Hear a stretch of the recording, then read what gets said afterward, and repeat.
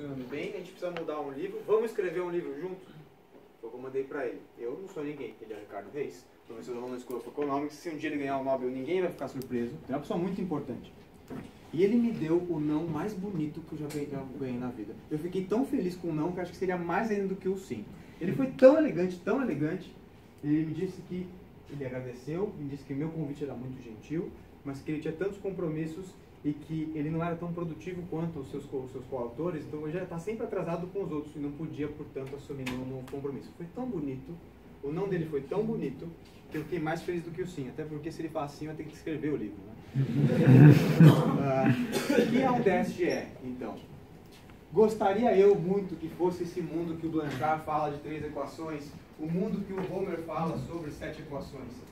O meu DSGE tem 40. São 40 equações, eu nem sei mais quantos parâmetros tem. Eu sei que está meio difícil de ver, mas a ideia é, eu tenho governo, banco central, banco público, empresas que produzem bens finais, empresas que produzem bens intermediários, alguém que fornece o capital, outros tipos de intermediários financeiros, famílias. O que é um DSGE? O DSGE, ele vem de uma crítica do Lucas, que diz o seguinte, olha, o Robert Lucas que ganhou o Nobel, né?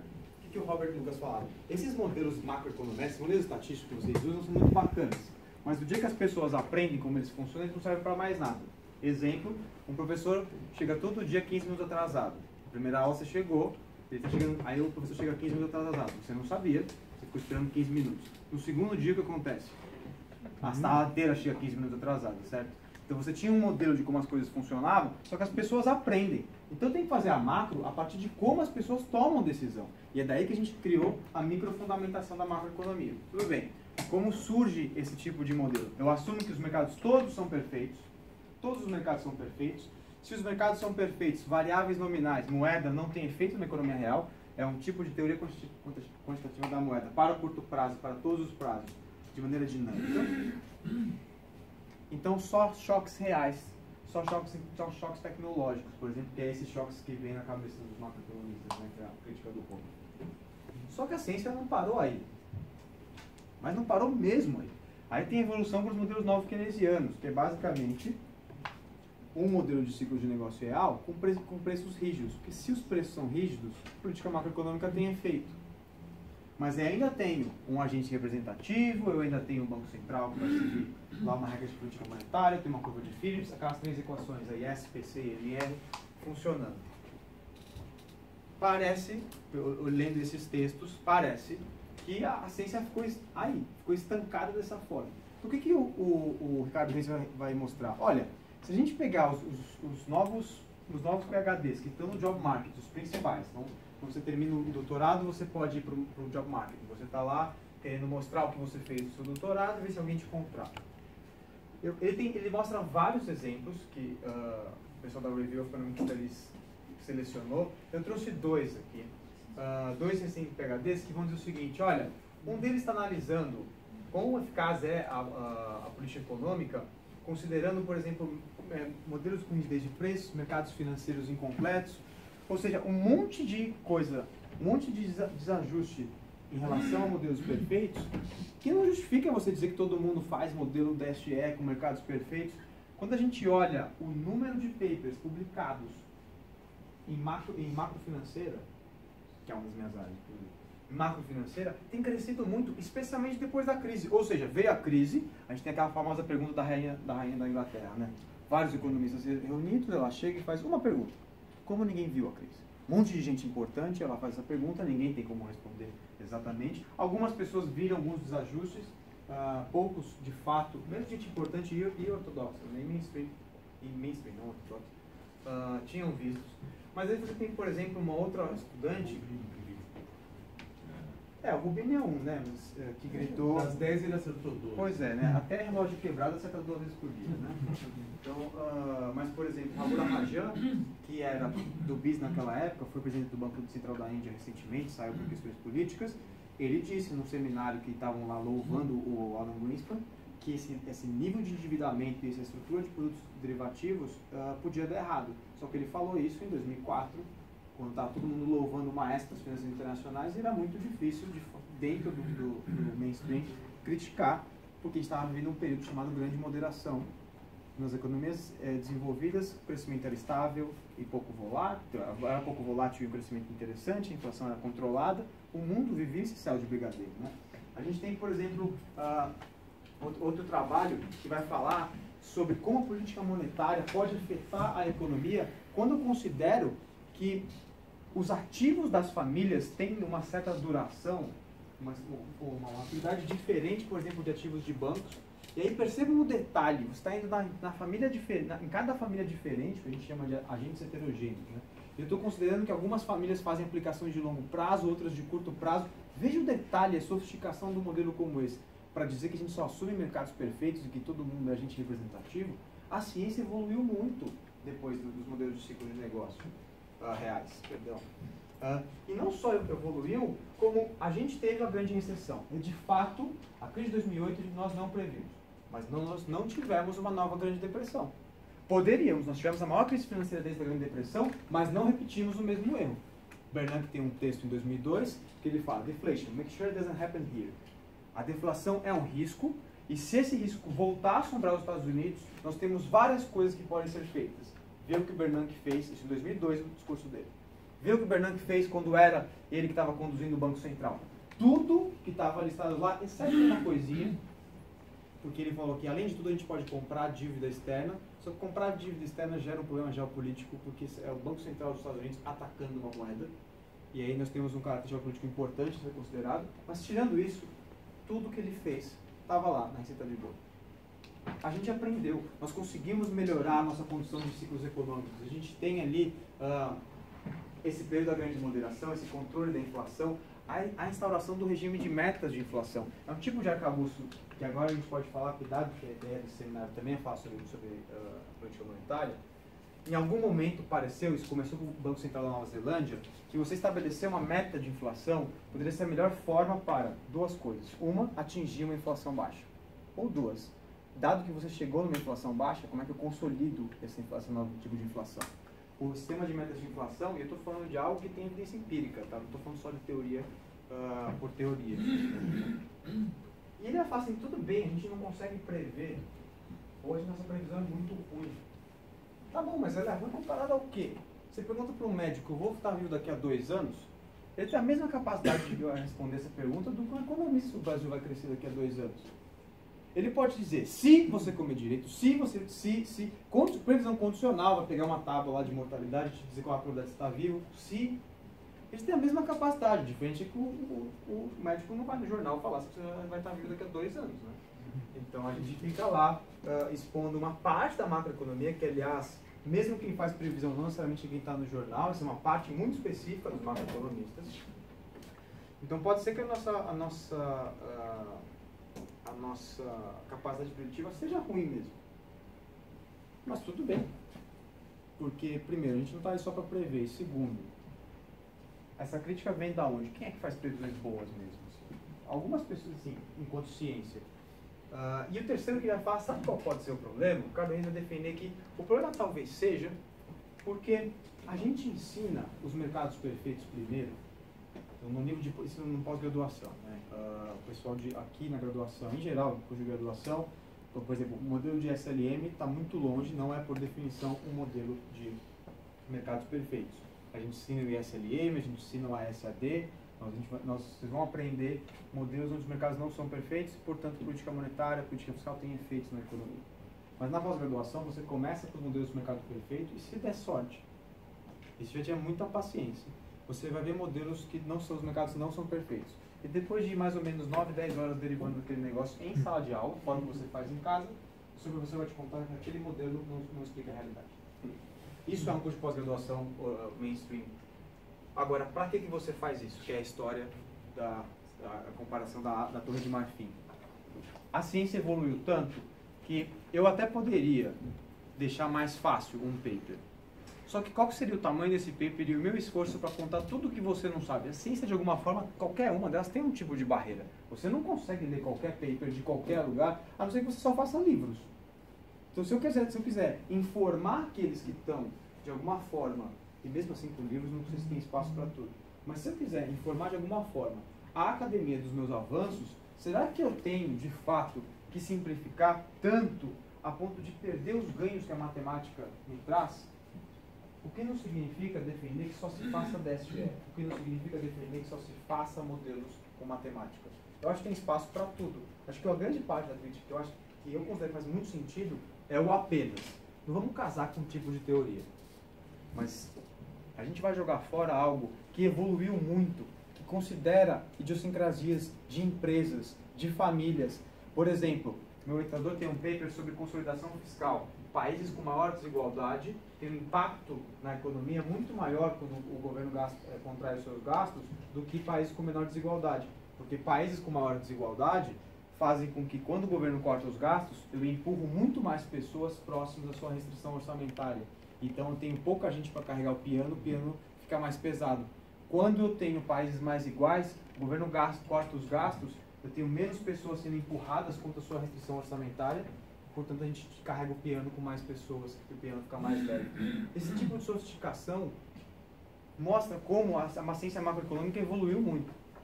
Feita essa consideração, essas duas apresentações que a gente colocou, o debate hoje passa por, tudo bem, e como é que a gente explica então que o Banco Central dos Estados Unidos imprimiu tanta moeda, mas tanta moeda, e a inflação não aparece?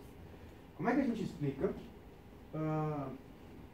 O debate está sendo feito agora sobre a nossa inflação é muito alta aqui no Brasil e as nossas taxas de juros continuam sendo altas. A gente está falando conjunturalmente baixas, mas já algumas pessoas têm levantado essa hipótese. Nossa taxa de juros é sistematicamente alta e a nossa inflação também. A ponto do André Rezende levantar a hipótese de que talvez a causalidade fosse ao contrário, de vir a cortar os juros para que a inflação pudesse cair. Então eu acho que era um pouco disso. Eu queria só fechar com uma coisa. Se de fato a teoria macroeconômica tivesse pouca capacidade, pouco colamento, pouca relação com a realidade, nós não teríamos, por exemplo, empresas contratando tantos PhDs em macroeconomia quanto nós temos hoje. Não estou falando só do Banco Central, porque na época que eles escreveram esses textos, os bancos centrais eram os que contratavam mais. Mas vai ver hoje empresas na economia real contratando um monte de macroeconomista para poder juntar essa quantidade de dados que hoje está disponível para entender o mundo. Se de fato o que a gente faz não tivesse realidade, ninguém contratava a gente. Muito obrigado.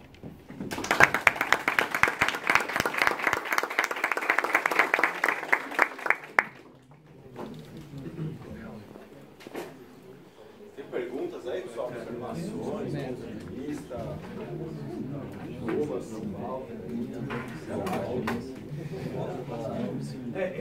essa teoria do MMT aí, começar a brincadeira.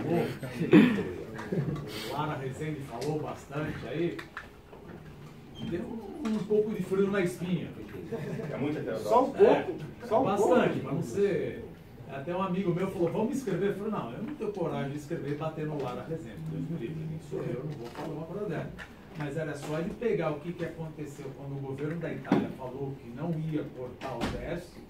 Você já vê o que acontece com o preço do yield dos bonds, e isso faz um crowding out effect no gasto do governo. Ou seja, falar que o Japão, a China que tem o capital fechado, pode aumentar, isso não vai causar, vai ter mais crescimento, não vai ter eventualmente uma dominância fiscal, ok. Mas países como Itália e Brasil, você está comparando outra coisa. Eu acho que ele viajou aí. Essa ideia na moderna teoria monetária, né, é que é uma corrente que vem dizendo, olha, a responsabilidade do plano de emprego não é da política monetária, é da política fiscal, e a política fiscal pode, com qualquer nível de déficit, atingir o plano de emprego, que não precisa se preocupar, porque como o governo se endivida na sua própria moeda, então daí uma hipótese de endividar na própria moeda, não geraria um problema desde que eu não pressione os fatores de produção. Essa é a moderna teoria monetária. Né? Assim, em 140 caracteres, né? Pode ser um pouco mais sofisticado que isso. E, de fato, quando a gente olha a evidência, eu concordo 100%. Se fosse verdade, como é que você explica o Paul Volcker tendo que fazer uma política contracionista depois de uma expansão forte que veio na década de 70? Se eu pudesse, só com a expansão, estimular a economia, não teria esse surto inflacionário. Eu, particularmente, acho que essa moderna teoria monetária não é nem moderna nem monetária. Talvez teoria, mas não é nem moderna nem monetária. Talvez da Semana da Arte Moderna, aí pode ser moderna. Alguma coisa parece que... sim, mas... Tem uma amiga minha que fez doutorado no Unicamp, eu já lá da Nova York lá. Você é da Unicamp? Não, uma amiga minha fez doutorado lá. Foi a primeira vez que eu ouvi falar dessa. Nada contra, pelo amor de Deus. Sim, Falar do Peluso, né? Então, Foi a primeira vez que eu ouvi falar dessa teoria. E agora eu perdi a linha do que eu via. desculpa. Eu Falei Peluso, ele já deu aquela. Não era aquele seminário? Isso. E aí, né, quando a Olivia me contou essa história, eu falei, nossa, mas isso é muito heterodoxo essa ideia, né?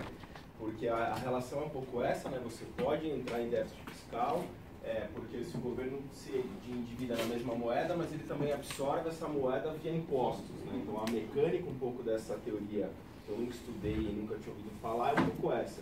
E quando a Olivia falou, André, tá uma discussão aqui nos Estados Unidos sobre isso, você já ouviu? Eu falei, não, nunca ouvi falar disso. Inclusive é uma parte do Krugman que ele colocou nas páginas amarelas da Veja, que foi o erro do Temer de cortar os gastos do governo. Deveria aumentar mais ainda o gasto do governo, como se isso não puxasse a curva de juros. Falou, olha, o Temer errou, não sei se foi o Temer ou depois da Dilma, sei lá. Ele falou do Temer. Foi na parte do Temer que você não deveria cortar os gastos, deveria aumentar, como se não batesse na curva de juros e trouxesse todo mundo para trás. Sim. E aí a esquerda falou, tá vendo? Até o Prêmio Nobel da Economia falou que tá errado, tem mais é que gastar. Que o Você Brasil deu é difícil munição até, pro cara. o Brasil é difícil até pro Prêmio Nobel da Economia. Pô, Só que eu queria chegar nesse ponto da Olivia, porque o Way, que é um dos principais autores dessa INT, ele foi fazer uma palestra na Unicamp, né? Conhecidamente heterodoxa e tal. E tem os vídeos na internet, eu até falei, vou assistir para poder discutir, mas assim, são algumas horas, então não ia dar. E a Olivia estava lá, ela assistiu, tal, depois os professores foram comentar, assim, que eles chegaram na sala depois que o Ray foi embora, tá, e o Beluso falou assim, nossa, mas isso é estranho. Assim, para os heterodoxos, é uma coisa difícil de entender. Eu estava conversando isso com o João, porque no começo, quando a gente conversou com o Rodrigo de fazer isso, a gente podia tentar entender um pouco isso e apresentar isso. Só que a gente já está treinado com uma certa forma de olhar e de enxergar a economia. E é um choque tão grande esse MMT que a gente simplesmente não vai ter tempo de fazer isso em uma semana, 2 semanas, né? Então, assim, até para os heterodoxos, essa teoria é bem aparentemente esquisita. é uma teoria, mas você já tem evidências empíricas que não vai. Não é assim. Só o fato de anunciar. Mas para eles a realidade está errada. O que vale é o que eu escrevi, não o que eu estou vendo. Mas é legal acompanhar esse debate no site da Bloomberg, até o João mandou esse link, porque é o Krugman e uma economista que é adepta do MMT discutindo. É legal, porque diferente do Brasil, a discussão é mais franca, né? Então eles pontuam, como você me explica isso? Eu te explico dessa forma, mas do meu ponto de vista eu posso entender assim. Então, assim, é legal educado, de acompanhar. Educado. É educado. É outro nível. Não fica Mas, ó, torcido. eu não sei se eles vão nesse pensar, mas numa economia como a nossa, onde a capilaridade do sistema financeiro, ou da riqueza, ou do que seja, não chega na base da sociedade, pensar em expansão monetária ou o que seja, como algo para forjar uma expansão, um crescimento, ele não acaba por exatamente o contrário, ou seja, ainda concentrar mais a renda em quem tem acesso a esse mercado? Porque é tudo muito interessante, se eu estou pensando nisso que os senhores estão falando, numa economia já com uma capilaridade, com acesso aos mercados, digamos, mais ou menos igualitária em toda a sociedade. Numa nossa, que você tem aí 10 ou 20% do mercado com acesso e o restante ausente, você não acha que um mercado, uma ação mais, nesses moldes mais heterodoxa, ela simplesmente acaba por ajudar a concentrar ainda mais, ao invés de efetivamente gerar na base? A política é heterodoxa. Eu acho. Certo. Eu acho que sim. Porque você tem impactos assimétricos, né? Você consegue suavizar a sua... Eu vou dar uma resposta e depois eu dou outra resposta. Você tem uma quantidade de agentes ricardianos muito menor na nossa economia do que teria nas outras, então eu não consigo suavizar ao longo do tempo o meu ciclo de negócio, o que significa que eu acho sim que teria uma concentração. O que significa, para quem não sabe o que são agentes ricardianos? Tem gente que tem acesso a crédito e, portanto, quando acontece uma coisa ruim, você simplesmente toma um crédito e suaviza a sua vida. Tem gente que não tem e, portanto, fica desempregado e, de alguma forma, tem que cortar gasto. Quando você tem uma parcela muito grande nisso, esse tipo de pressão, eu imagino que possa jogar essas pessoas justamente contra suas restrições orçamentárias e na linha do desemprego. Quem consegue suavizar aproveita essa expansão e aí eu concentro cada vez mais. E concentra mais ainda. E quando a gente concentra cada vez mais, aí eu vou pegar um paper de 81, então se é para criticar a macroeconomia, poxa, a macropolítica já está lá falando sobre isso, que quando nós temos, é um paper que a pessoa da ciência política adora, sobre o tamanho, sobre como racionalmente eu posso pedir um governo maior, né? Quando não consigo ter igualdade de oportunidade, por exemplo, via distribuições de produtividade de cada um dos indivíduos. Não tive oportunidade de estudar, não sou tão produtivo, logo não acesso as mesmas oportunidades. É racional e natural que eu peça um governo muito maior. Então, num espaço como esse, onde eu tenho uma desigualdade muito grande, e há evidência, inclusive, de que a desigualdade mina o crescimento econômico, e esse pode ser, inclusive, um dos canais. Eu concordo 100%, eu acho que você, ao não desenvolver o sistema financeiro como poderia, e não cuidar do problema da desigualdade, especialmente de oportunidades, faz com que esse tipo de política possa sair pela culatra. Ele vai acabar concentrando mais. Inclusive saiu um paper mês passado sobre o desenvolvimento do mercado financeiro e desemprego, que mostra essa evidência empírica de que países que têm um sistema financeiro muito mais desenvolvido têm uma volatilidade do desemprego menor, porque as empresas podem ir lá no mercado financeiro acomodar os choques que existem e, portanto, eu não preciso recorrer a mandar o indivíduo embora. Eu concordo, eu acho que o problema da desigualdade tem que ser atacado justamente pela potência e pela... Ou eu vou ficar só com a potência da política monetária, mas eu... Olha que bacana, poderia até jogar um impacto do BNDES aí como entupindo o canal da política monetária. Foi o que eu fiz na minha tese, expliquei a recessão de 2014-16 com o BNDES. Faz total sentido isso, né? Você abre uma torneira e abre outro ralo. A quantidade de fecha a torneira e abre subsidiado, né? A diferença entre taxa Selic e taxa média para qualquer tipo de Fechou empresa. assim, Até para essa variação da Selic chegar realmente no seu custo de crédito ali e afetar a sua decisão de investimento. Qual o tamanho da variação? Exatamente. Né? Então, essa é uma questão para a gente discutir sobre política monetária no Brasil. A Mônica de Boer escreveu no Peterson Institute. Ela é boa.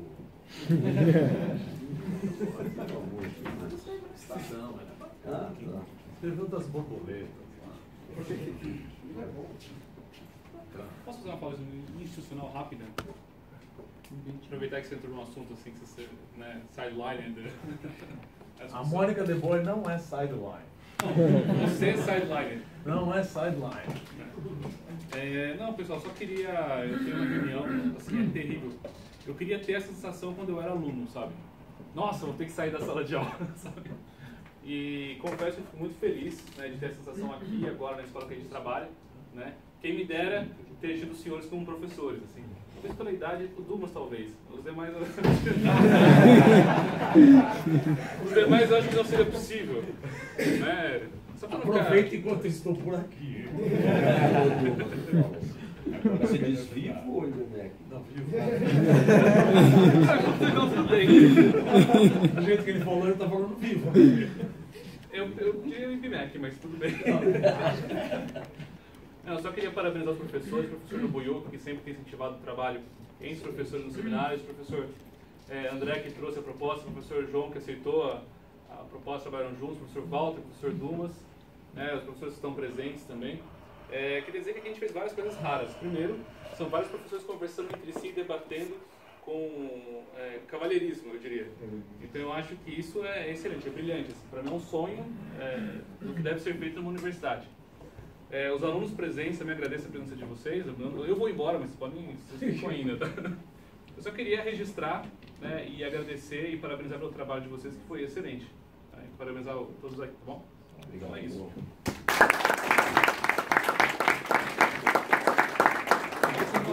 Agora esse ponto aqui, eu não sei se é uma Demand supply, general equilibrium. Aquelas 40 equações de 140 caracteres. Fica pro presidente. Lineares, não lineares. Ele é um sistema, imagina programação dinâmica, não linear. Mas para encontrar isso, eu logo linearizo ao redor do equilíbrio Mas como são 40 variáveis no steady state, eu uso o método numérico em grande parte. Só como o MATLAB não deu conta de resolver tudo, eu resolvi uma parte à mão. E aí o que eu não conseguia resolver à mão, eu resolvi com o MATLAB.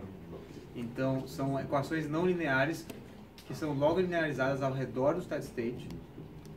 Então eu pressuponho que os choques são pequenos o suficiente para que eu fique ao redor do steady state. Eu tenho tipo uma estabilidade lá por óbvio, assim, eu estou ficando ao redor. Eu não preciso nem dizer que eu volto no sistema, eu volto, né? Porque ele é um modelo de equações, é um modelo discreto. Então eu posso voltar para o equilíbrio, né?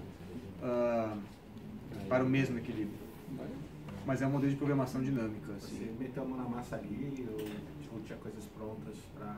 Eu pego um modelo que foi publicado no Journal of Monetary Economics, que é um modelo para explicar o quantitative easing, ou seja, a impressão de moeda, a injeção de moeda que foi feita pelo Banco Central. Eu mudo algumas coisas e faço que o nosso quantitative easing é o BNDES. O BNDES expandindo basicamente os seus créditos. Eu adapto as regras de política monetária, eu adapto algumas equações, então muita coisa é igual, fui lá e derivei igual, mas algumas coisas eu mudei a partir do que a literatura me mostrava, e depois eu fui confrontar com os dados para ver se a prescrição do modelo ela era parecida. E de fato você conseguia mostrar mecanismos do tipo corte dos gastos do BNDES tem um impacto contracionista no curto prazo, então você de fato consegue fazer com que eu caia. E eu também tenho uma evidência de que uma medida de produtividade ela é afetada negativamente no longo prazo pelo gasto do BNDES, ou seja, o BNDES está financiando, minha hipótese, minha tese, é que o BNDES está financiando empresas que não teriam oportunidade se o mercado fosse privado, logo tem um tipo de seleção adversa, e quando tem tipo de seleção adversa, quando se manifesta e no segundo momento, o tipo de projeto que está financiando é um projeto de baixa qualidade, que não sobreviveria no mercado. E, portanto, a produtividade total dos fatores cai ao longo do tempo. Desperdício de recursos. Com desperdício de recursos, porque eu estou financiando muita gente que não precisa ou que não teria dinheiro porque tem maus projetos. Mas, para explicar isso tudo, eu ponho várias decisões. As famílias escolhendo quanto consumir, quanto consumir e poupar é a mesma coisa, né? Um é o menos o outro. As empresas, quanto contratar, como precificar, os bancos emprestando e se preocupando com o risco moral na hora que eu empresto, então tem a probabilidade de não pagar, como é que eu lido com isso, e assim vai. Assim, tem cada um dos setores, então, o DSE ele é um modelo de equilíbrio geral, vários setores sendo incorporados, dinâmico, então tem as coisas ao longo do tempo, não como a gente mostra na faculdade para vocês, coisas estáticas, e estocástico. Eu tenho um choque aleatório qualquer, e esse choque aleatório faz com que as pessoas tomem decisões e eu vou entendendo como que cada um dos agentes vai tomando decisões a partir desse choque, que é a crítica. Da onde que vem esse choque? O meu choque foi o choque do BNDES, ele é um pouco mais extangível. No segundo paper da minha tese, é um choque que vem do câmbio, para explicar o México. Mas tem choques de tecnologia que, de fato, o que é tecnologia? O que é um choque tecnológico? É meio estranho. E o Homer vai muito nisso, assim, né? Que nem tudo você consegue ter esses choques, nem todos com uma representação microeconômica, né, João? Uma das críticas dele é pô, a suposta vantagem do DSGE é que é uma macro microfundamentada, isso é muito bom. Até o Blanchard fala assim, bom, se eu não partir de um modelo microfundamentado, eu vou partir de onde? Né? Que é uma pergunta muito boa. Imagina que, por exemplo, você vai estudar o fim da zona do euro. Cadê a econometria para estudar isso? Não tem fim da zona do euro passado para saber como as coisas aconteciam. A gente já teve áreas monetárias na Ásia, mas não tinha dado, porque isso é século passado, é um outro século, que faz. Não tem econometria. Você vai lá na teoria e vê o que a teoria prescreve. Supostamente modelando de maneira honesta, né? Mas assim, é a partir daí. Você não consegue com econometria, né? Desculpa. Não, é isso aí. É isso aí. Essa crítica essa questão do Homer, né? Tudo bem que é microfundamentado, mas como que você justifica um choque se não é necessariamente uma variável econômica que eu consigo enxergar? Que você falou, bom, no BNDES, beleza, consigo enxergar do ponto de vista econômico, ela é bem definida. Eu até mas acho, eu acho que a ciência devia estudar os choques agora. Assim, a gente já sabe como lidar quando tem um choque. Vamos estudar o choque. Como que a gente identifica esse choque? Que é o problema, inclusive um desses papers estava lá, né, que são questões de identificação. como é que, por exemplo, como é que você identifica um choque de política monetária? É um trabalhão. Então, assim, a taxa de juros subiu, então a inflação vai cair. Ok, vai modelar isso econometricamente. Como é que você sabe se ela subiu e causou, foi consequência da... Não é uma coisa muito fácil saber o que é um choque de política monetária. Mas eu acho que o ponto, que é uma crítica antiga para a economia, né, desde o século passado você já tem isso, que é para vocês que são alunos, né, para quem é de ADM aqui, essa discussão é fundamental porque é que ambiente de empresas que vocês vão atuar, né? Qual que é a perspectiva do crescimento da economia brasileira e que ambiente de investimento, de mercado de trabalho, de potencial de crescimento. Para os economistas é um dos cores de discussão, né? Porque a gente discute macro, a grosso modo. Bom, o que faz a minha economia crescer ao longo do tempo é a minha produtividade, mas eu tenho que coordenar a minha demanda agregada em torno de um equilíbrio ali de inflação e crescimento, e isso eu uso política fiscal, política monetária, é isso, né? E se algumas discussões de que a política monetária no Brasil não são efetivas por diversos aspectos, bom, isso é um ponto de discussão fundamental para vocês aí, né? Para quem vai ser economista tanto de banco quanto do setor privado, ou mesmo seguir uma carreira acadêmica, essa é uma pergunta que a gente tem que responder e que ainda não está muito bem respondida, né? Tem essas hipóteses, bom, tem muito crédito subsidiado, né, que isso vai dificultar um choque na minha taxa Selic que chegue no meu mercado de verdade, ou quanto que isso impacta pela bancarização, enfim, ou quanto que é esse desequilíbrio entre taxa Selic e taxa média de mercado. Então, tem muita coisa para estudar em relação a isso, né?